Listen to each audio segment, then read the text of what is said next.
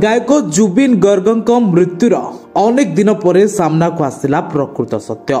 गायकों मृत्यु साधारण नुहे, तांको हत्या करा जायतिला, जहार खुलासा करिसेंती आसाम मुख्यमंत्री हिमंत विश्व शर्मा।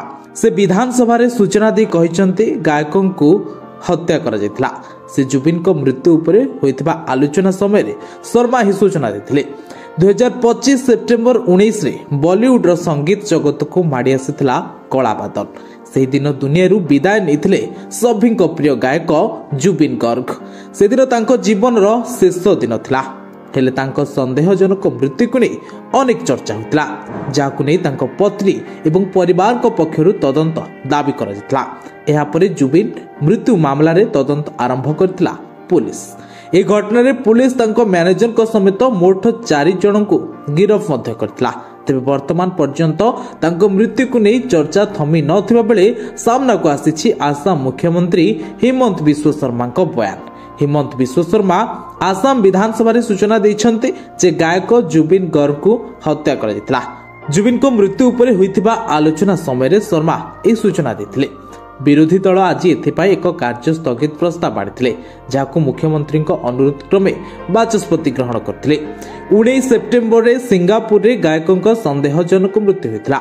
आसाम पुलिस रो एक स्वतंत्र अनुसंधानकारी दल एसआईटी तांको मृत्युर तदंत करथिले। एहा सह राज्य सरकार गुवाहाटी हाईकोर्ट रो जने वर्तमान विचारपति अध्यक्षतार एक तदंत आयोग गठन करछन्ती। मंगलवार विधानसभा कार्य निकट रे प्राण हराइथिबा व्यक्ति मानकु श्रद्धांजलि देवा सह आरंभ होइतला।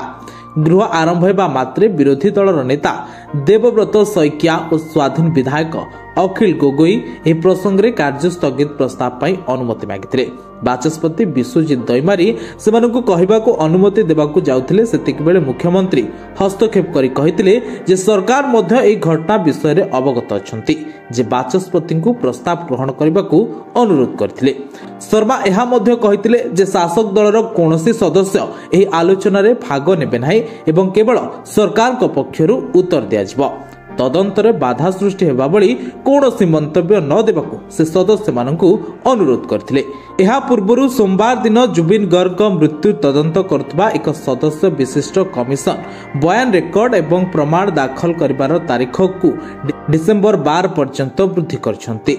जस्टिस सौमित्र सैकियाଙ୍କ अध्यक्षतार गठित एक कमिशन नवेम्बर 3 रु बयान रेकर्ड करबा आरंभ करथिले। कमिशन सदस्य सचिव अरूप पाठक सूचना दैछन्ती जे पूर्वरु शेष तारीख नवेम्बर 21 थिला, किंतु वर्तमान एहाकु डिसेंबर 12 पर्यंत वृद्धि करा जायछि। खबर अनुसार बॉलीवुड और आसामी गीत पई जनाशुना गायक जुबिन गर्ग सेप्टेम्बर 19 रे सिंगापुर रो एक द्वीप निकट रे पहरिबा समय रे पानी रे बुडी तांको मृत्यु होइतिबा अभियोग हितला। हेले से जे डंगा रे जाइतिले सेथिरे उभय गोस्वामी और महांत मध्य रहितिले। सिंगापुर होटेल रे जुबिन को सह रहउतबा शर्मा जुबिन को मृत्यु पूर्व संदेहजनक आचरण करथिले, जहा एसआईटी रिपोर्ट तलब करिछि एवं शर्मा नाविकों ठारू जबरदस्त नौका को निज नियंत्रण को नेथिबा मध्य अभियोग होइतला। जुबिन को मैनेजर शर्मा तन्मय फुकान आसाम एसोसिएशन सिंगापुर सदस्यों को पानी व्यवस्था न करबा को निर्देश देथिले एवं से निजे ए व्यवस्था करबे बोली कहिथिले। जेतेबेले जुबिन पहरिबा समय रे निश्वास नेबा को कष्ट अनुभव करथिले, सेतेबेले शर्मा चित्कार करथिले। गोस्वामी एहा मध्य कहिसंती जे जुबिन को पार्टी और नाकरू फेण बाहरुतला, किंतु शर्मा एहाकू एसिड रिफ्लक्स बोली कही अन्य मानकू चिंता न करबा को कहिथिले। गोस्वामी तदंतकारी को कहिसंती जे तांकू और शर्मा उभय को तालीम देथिबा जणे विशेषज्ञ संतरणकारी कहिसंती जुबिन एकुटिया बुडी मृत्युवरण करबा संभव नुहे।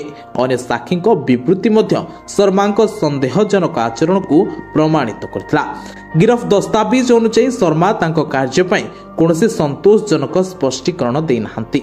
सेपटे गायकों पत्नी गरिमा साइकिया गर्ग एहा पछरे एक बड़ षडयंत्र थिबा से संदेह करथबा कहिबा सहित स्वामींकर कोनोसी भी हृदरोग जनित समस्या न थिला से कहिथिले। ब्यूरो रिपोर्ट चर्चा न्यूज।